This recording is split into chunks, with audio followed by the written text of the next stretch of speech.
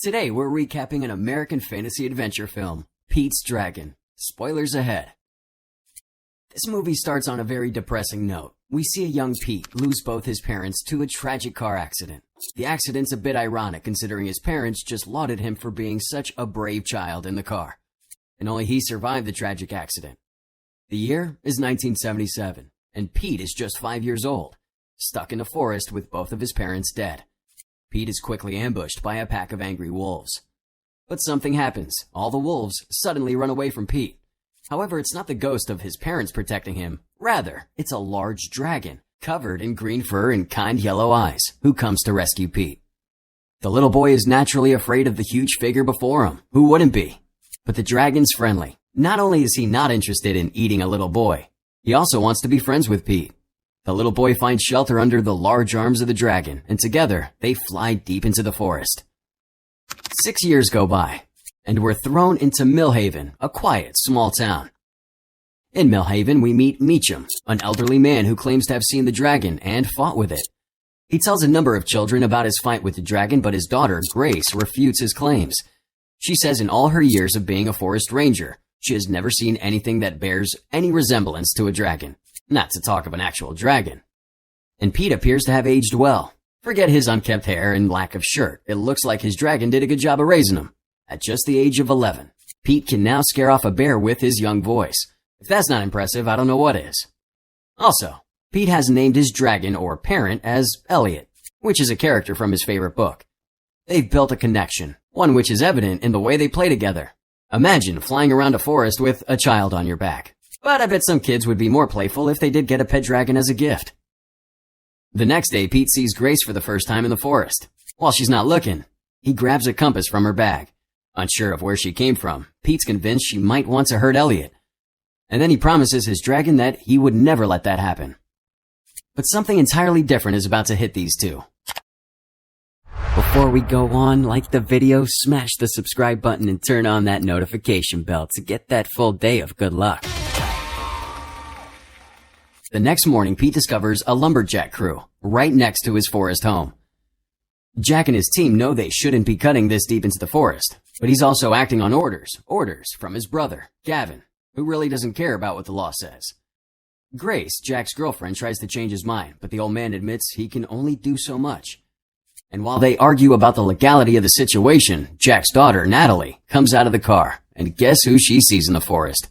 None other than our feral friend, Pete. As soon as Pete notices someone on his trail, he runs, and Natalie chases him. Unfortunately, Natalie falls from a tree, screaming, which alerts her father, his girlfriend, and also Gavin. While she sits hurt on the ground, the only thing Pete is interested in is her hair. It's pretty much safe to say he's not seen that sort of hair in a long time.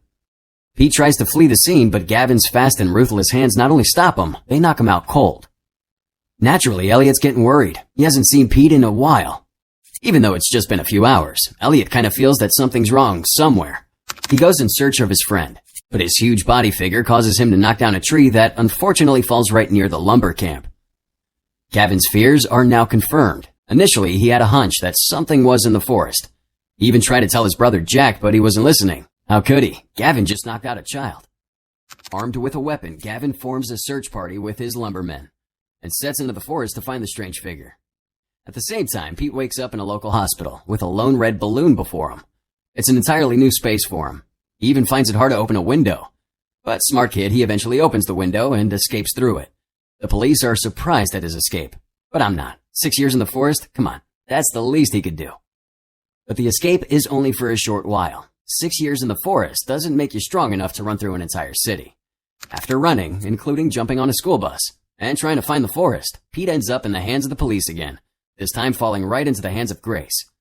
Meanwhile, the search for the huge unknown figure continues. Gavin and his men find a footprint that could easily pass as the biggest they've ever seen.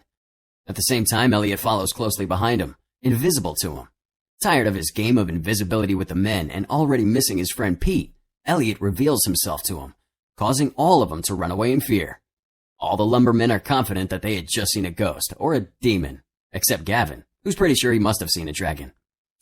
But Elliot doesn't just chase them out of his home. He follows them into the city trying to find Pete.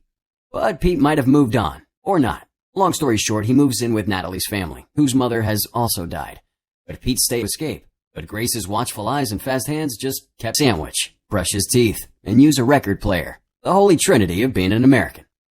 Anyway, Elliot finds Pete living with Natalie's family, and he sort of gets the impression that Pete doesn't need him anymore. At almost the same time, the sheriff's office unraveled the mystery of Pete's case. They discovered that his parents died years ago, and the boy had been reported missing after the tragic accident. But nothing happened afterwards. The case went cold and nobody sort of bothered about it anymore. Well, now that Pete has been found, the sheriff says that he'll be taken in by social services as soon as possible. At the house, Pete draws a picture of Elliot and shows it to Natalie and Grace. Grace expected that Elliot would turn out to be a person. I mean, who expects the best friend of a child to be a dragon? Believing the drawing could mean something important, Grace takes it and shows it to her father, who happily admits that this has to be the same dragon he saw years ago as a young man. Remember, he believes in the existence of dragons. Her father advises Grace to trust the little man and help him find his best friend. He warns her, though, that people will definitely think you're crazy for trying to find a dragon. In fact, he admits that he doubted his own sanity while he tried to tell the world that he had seen a dragon. However, the next day, Grace's father, Grace, Natalie, and Pete all go in search of Elliot, who's dying to see his friend. At the same time, Gavin has gone back to the forest for retribution. He really wants to get Elliot back for scaring him the first time. Well, he goes to the forest with a group of hunters who are curious and equally excited to see a dragon. Gavin successfully finds Elliot, shocking the huge creature with his appearance. And guess what he does? He shoots Elliot with a gun filled with tranquilizers, knocking the huge figure out. With the dragon now visible to everyone, they can now conclude that Meacham, Grace's father, isn't crazy. The old man did actually see a dragon while he was young, and all his stories are true. Maybe not the one about him stabbing the animal right in the heart. Gavin now has the animal in his custody, locking him up in a warehouse owned by Jack. Gavin informs the authorities about his findings, but before the authorities get to the warehouse, the dragon disappears. All thanks to Pete and Natalie, who freed him from the chains in the warehouse. They eventually escape on a lumber truck with Meacham at the wheel. Gavin can't believe that they're trying to escape. Angry, he goes ahead of them and sets a roadblock, hoping it'll slow down their escape. Elliot tries to save the team by flying above the roadblock, but he's still tired from the tranquilizers, and this causes him to crash into the truck, which in turn leads to Meacham losing control and driving right into the barricade. Naturally, Elliot becomes confused and scared. He then perches on a bridge right above the police at the barricade. But the bridge is too weak to hold Elliot, and the fire emanating from his mouth to protect himself, Elliot has been spitting fire at the police. Eventually, the bridge slowly breaks, and it's Grace and Jack's truck that suffers the most. Their truck falls through the crack, almost throwing them to their deaths.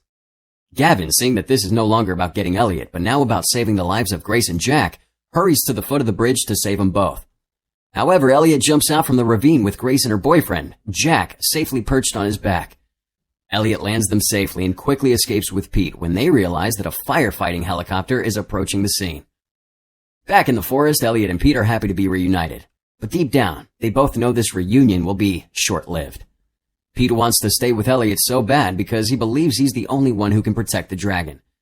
But Elliot disagrees. He knows that the only way Pete will be safe is when he's away from him.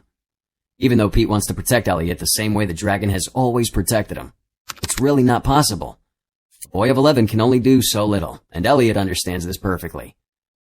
The dragon encourages Pete to go back to Grace and Jack's family, and this is the only way his safety is guaranteed. Reluctantly, Pete agrees to go back to the family, and Elliot returns back to the mountains to live. But this isn't the happy ending that we've been waiting for. If Pete finds a happy family, it's only fair that Elliot finds one too, right? Well, several years go by, and Grace and Jack are now officially married. Pete and Natalie are siblings, and it seems like everybody had forgotten about Elliot, including Pete. Even Gavin, who had a life-changing experience with the dragon, has learned to forget this experience. However, one family vacation will tell the actual story. The family, Grace, Jack, Natalie, and Pete, go on a vacation. And here, they discover that Elliot finally found a home. The dragon had also found his family, and is living happily with the rest of them. The perfect ending for Pete and Elliot? Yeah, I suppose. This was a review for Pete's Dragon, which was directed by David Lowery and produced by James Whitaker. It also featured Bryce Dallas Howard, Oaks Fegley, Wes Bentley, Carl Urban, Una Lawrence, Robert Redford, and many others.